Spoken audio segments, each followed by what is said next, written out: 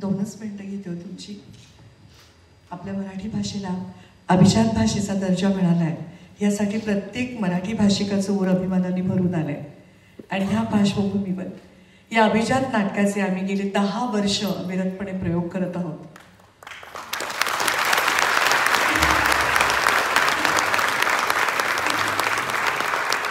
हा पल्ला आम्ही गाठू शकलो ते फक्त आणि फक्त तुम्हा प्रेक्षकांमुळे.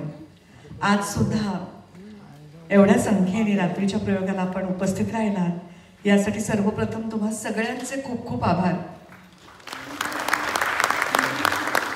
इतका अप्रतिम प्रतिसाद तुम्ही नाटकातल्या अगदी छोट्या छोट्या वाक्यांना प्रसंगांना सुद्धा दिलाय त्यासाठी सुद्धा तुमचे खूप आभार.